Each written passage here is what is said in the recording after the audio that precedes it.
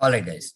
Now I gave this question as a homework. I added the additional requirement to this question, which says compute indifference point between the different financial plans. Now, when you say indifference point, it can be between A and B, right? Yes. It can be between B and C, and it can be between. A and C. So it means how many indifference point you were supposed to find out at home? 3 Hmm. indifference point. तो ठीक है, मैं आज वापस पूरा question solve नहीं करूंगा, मैं आपको सिर्फ एक सॉल्व करके बता देता हूं, क्योंकि बाकी तो सिर्फ आपको वैल्यूज पुट करनी है. Let's say I solve between a and b. Let's say I solve the question for indifference point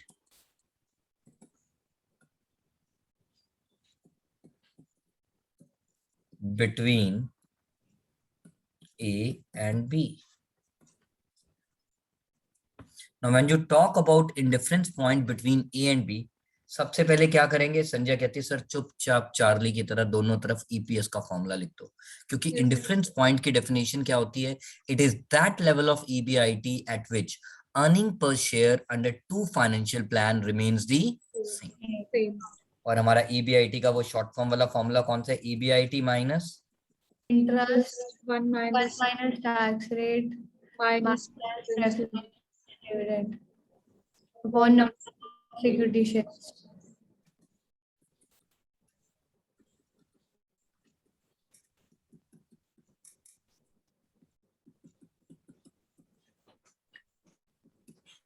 done. EBIT वो तो हमें निकालना है ना, तुम जानो ना हम. सो एक्स. इंटरेस्ट कितना? पहले वाले भी नहीं है, पहले वाले में 0 है, बिल्कुल ठीक बेटा.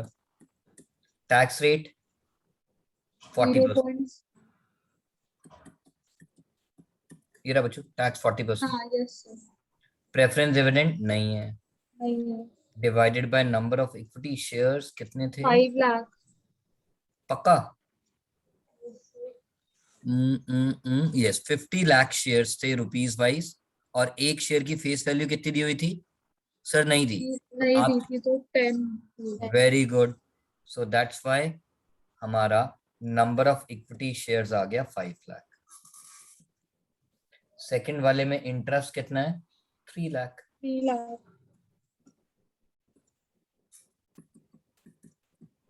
प्रेफरेंस डिविडेंड कितना है? 1,60,000. ये वाला आपने सॉल्व किया था संजय? Yes sir. और 1 लाख है इक्विटी शेयर. नहीं, गलत बोला मेरे बेटे ने. सॉरी 20 लाख है ना बच्चों, equity capital for fund raise. 2 तो lakh it will be 2 lakh because you were raising 20 lakh through equity shares. So 20 lakh divided by 10, 2 lakh. So this is 0.6x into 2 equals 5 x minus 3 lakh into 0.6 minus 1,60,000. This is 1.2x, 5. This is 0.6x minus 1,80,000 minus 1,60,000. 1.2x equals 3x minus 18 पंजे 9 लाख, 16 पंजे 80. This is 3x minus 1.2x equals कितना आ गया बेटा? Sorry, आ गया 17 lakh. So x is equal to 17 lakh upon 1.8.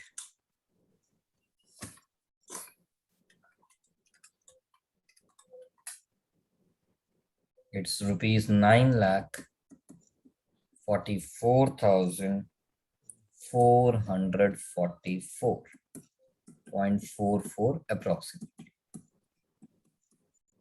आ गया Sanjay? Yes. Done. ऐसे ही आप B and सी का इक्वेट करेंगे, ए एंड सी का इक्वेट करेंगे, और मुझसे नेक्स्ट क्लास में आप दोनों डिस्कस कर लेंगे कि आपका आंसर क्या आ रहा है। अगर हमारा आपस में मैच करता होगा it means we are doing it right. ठीक है सर। ऑलराइट, नाउ अब हम बात करते हैं हमने कौन कौन सा क्वेश्चन नहीं किया। मेरा बुक कहाँ गया, माय बुक। एक सेकंड बच्चा पार्टी। तो 7.10 तक सब कर लिया। 7.10 तक सारे क्वेश्चन हो गए बता। Yes sir. Okay great. तो आज की क्लास हम शुरू करते हैं होमवर्क से। लिखिए 7.11 होमवर्क।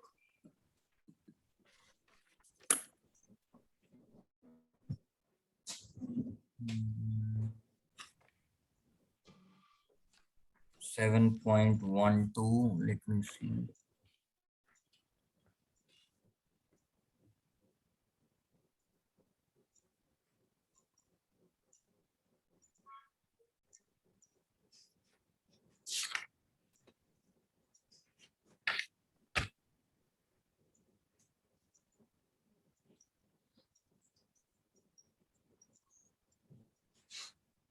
नहीं चाहिए। 7.12 भी होमवर्क में लिखो बेटा। We have done this kind of a question. आपको डाउट आएगा, हम जरूर डिस्कस करेंगे। Not important, sorry, homework. We have already covered this kind of a question और मैंने इनडायरेक्टली एड ऑन ऐड करवा के आपसे कवर कर लिया। 7.13, 7.13 करेंगे, दो it's not tough but still, क्योंकि 13 इज माय लकी नंबर। तो मुझे लगता है ऐसे क्वेश्चंस कई बार एग्जाम में आ जाते हैं।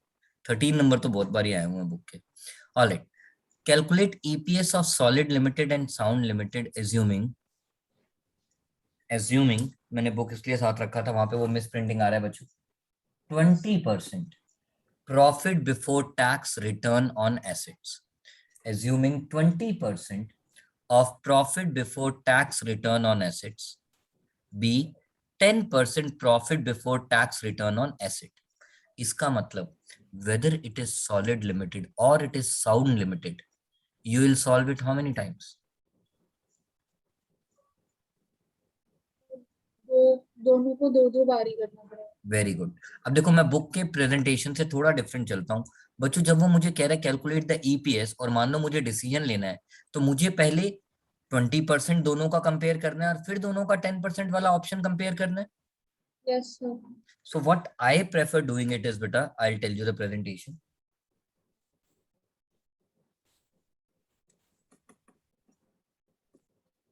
Computation of EPS under different plans.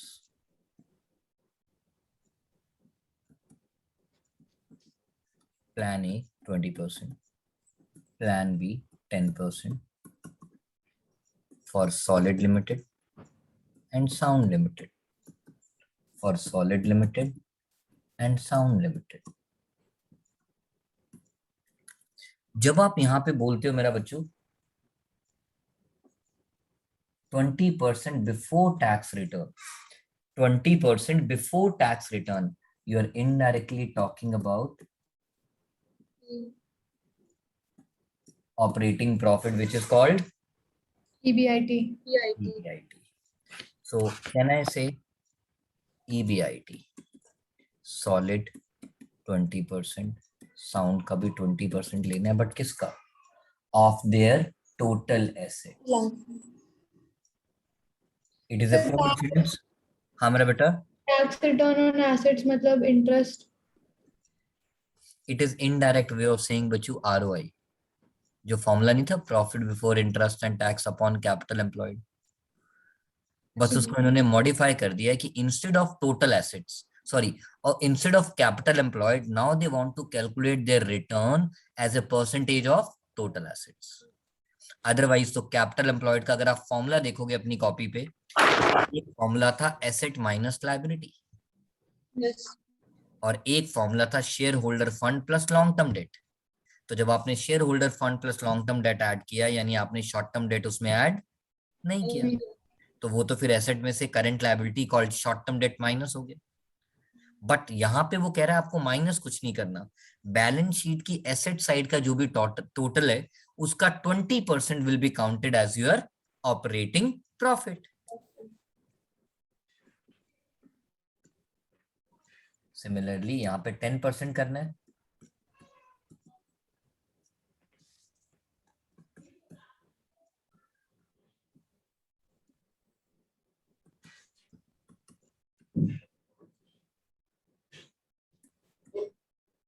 Twenty percent 20 lakh आ गया, yes, and 10 lakh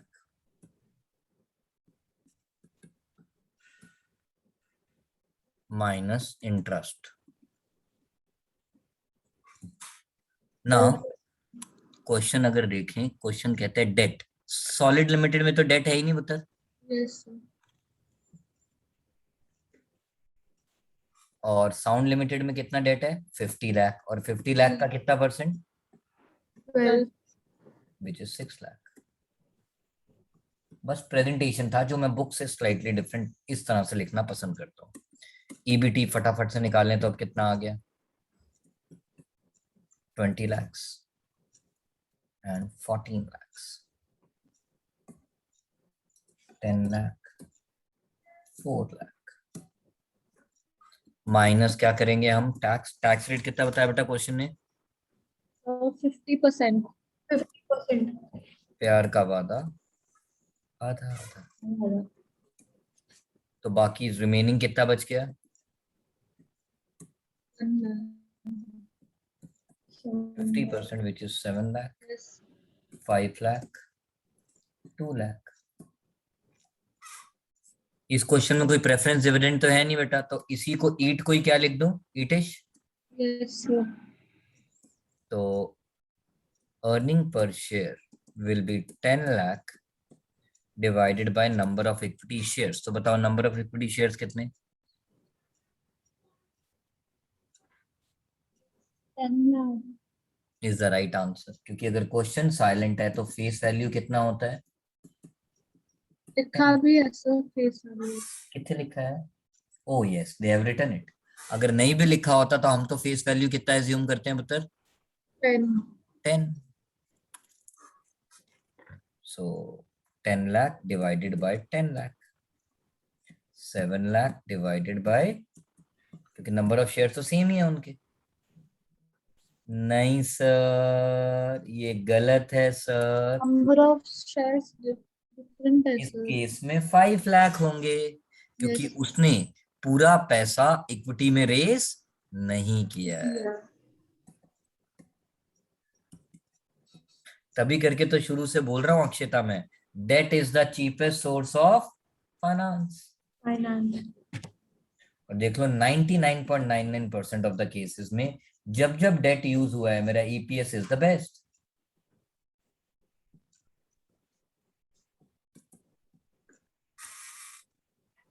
right. But इस बार देखो, प्लीज ध्यान देना, ये एक्सेप्शनल केस है, तभी मैंने 99.99% बोला है। ईपीएस साउंड लिमिटेड का अच्छा है क्योंकि उसमें डेट भी है, but if you look at the return being 10%, तब साउंड लिमिटेड अच्छा नहीं है, कौन अच्छा है, सॉलिड. इसका रीजन है पुत्र कि हमेशा debt is the cheapest source of finance. Debt की वजह से एक्सपेंस ज्यादा होता है, टैक्स कम लगता है, मान लिया, बट एक मिनिमम रिटर्न भी तो चाहिए बिजनेस को। अगर वो उस मिनिमम रिटर्न से कम पैसे कमाता है तो इक्विटी शेयर होल्डर का बट्ठा बैठ जाता है, क्योंकि डेट चीपेस्ट सोर्स तो है बट एक फिक्स कमिटमेंट भी तो है, यस सर. एक फिक्स कमिटमेंट भी तो है। दैट इज द रीजन मैं शुरू से बोलता था 99.99% कि जब भी डेट होगा या ज्यादा होगा बिटवीन टू, उसका ईपीएस अच्छा होगा। But it also depends how much is the return your business is expecting or giving.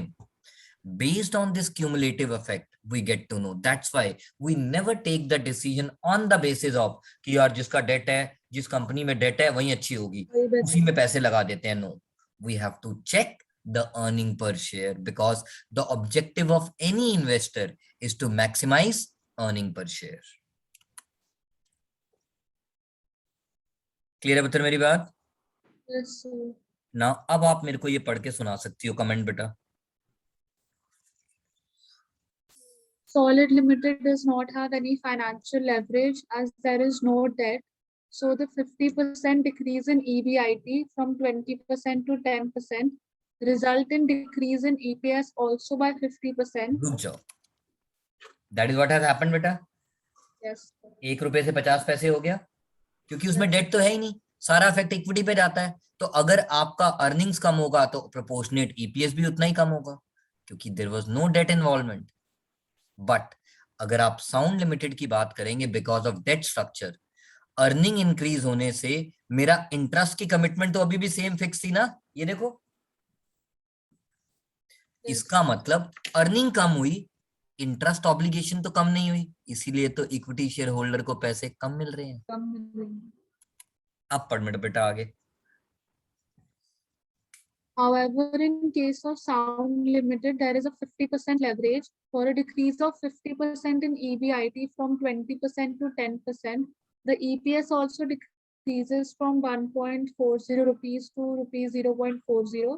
That is a decrease of 71.4%. आपको पता है ना डिक्रीज कैसे निकाला होगा, new minus old upon old into 100, so 1 upon 1.4, right. Yes, sir. The financial leverage of the नहीं firm नहीं, at वो हम निकाल लेते हैं, वो अगर नहीं भी निकालेंगे आपको आते है निकालना। फाइनेंशियल लिवरेज का बच्चों फॉर्मूला क्या होता है, EBIT 20 upon EBT. EBT. EBIT कितना है बेटा हमारा, 20 लाख। Yes, sir. और ईबीटी कितना है,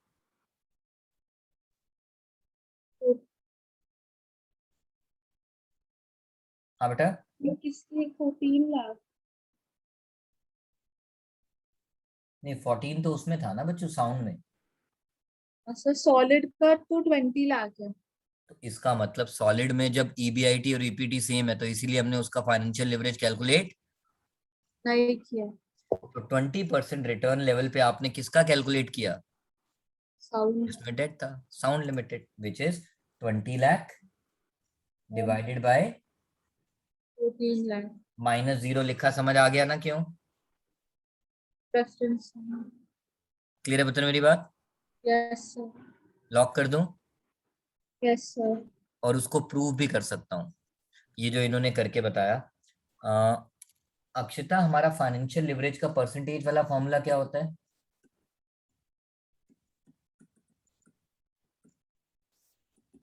होता है बेटा ये,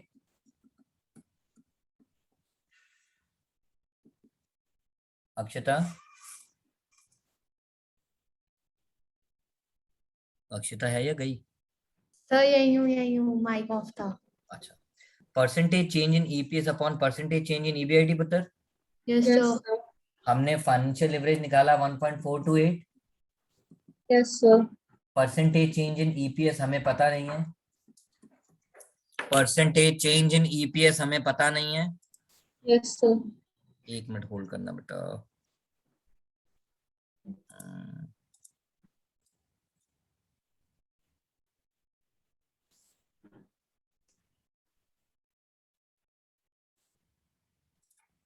अरे so percentage change in EPS हमारा कितना है पुत्र, अब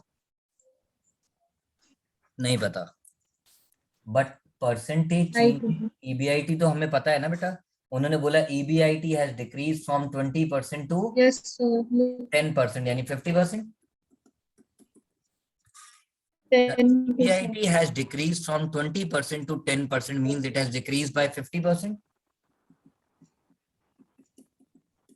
Yes, बच्चा बाटी। So अब हमने क्रॉस चेक कर लिया। Yes sir. अब हमने क्रॉस चेक कर लिया बच्चों कि हमारा आंसर कितना आ रहा है, 15 into 1.428, 71.4%. And that is what वो पैराग्राफ में कह रहे थे, that my EPS has decreased by 71.4। और देखो वो क्रॉस चेक भी हो गया, 1.4 से कितना हुआ बेटा, 4। तो न्यू माइनस ओल्ड, यानी उन दोनों का difference upon old into 100। When you do, your answer comes out to the same, जो उन्होंने उसको क्रॉस चेक करके दिखा दिया। तो अगर वो बोले verify the result, you can show the verification this way. One, you will show the percentage decrease in EPS by applying the simple 12th wala formula, new minus old upon old into 100. And second, by using the concept here, EPS कौन से formula में use होता था? Sir, EPS financial leverage में use होता था.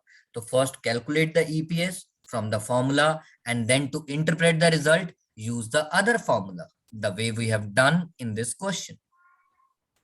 किसी को कोई डाउट बच्चों? तो सर हम दूसरा वाला बी वाले प्लान के लिए क्यों नहीं निकालते हैं? बच्चों बी वाले प्लान में तो कोई रिस्क ही नहीं है ना, वो तो डायरेक्टली प्रोपोर्शनेट है. देखो आपको मैंने यही समझाने की कोशिश की थी. आपका EBIT 50% डिक्रीज हुआ. Yes sir. और आपका अर्निंग पर शेयर भी 50% डिक्रीज हुआ. डायरेक्टली प्रोपोर्शनेट है. Yes sir. क्योंकि उसमें कोई रिस्क डेट नहीं. इसीलिए तो नहीं निकाला, क्योंकि उसका तो लिवरेज आना ही 1 है, 20 लाख अपॉन 20 लाख. तो Yes, जब sir. इधर देख मेरा बेटा, जब फाइनेंशियल लिवरेज आना ही 1 है तो EBIT अगर 50% चेंज होगा तो EPS भी. अगर 50% decrease होगा. अगर EBIT 30% चेंज होता तो EPS भी 30% चेंज होता है. Thank you. इसीलिए उसको कैलकुलेट करने की जरूरत नहीं है. Is this clear Sanjay? Yes, sir. Alright. अगर उनकी वो चेंज होती वैल्यूज तो हमें 4 बार मतलब 4 बार करना पड़ता. फिर करना पड़ता, फिर आपको गाना भी गाना पड़ता. कौन सा पता है? 4 बोतल का मेरा रोज का.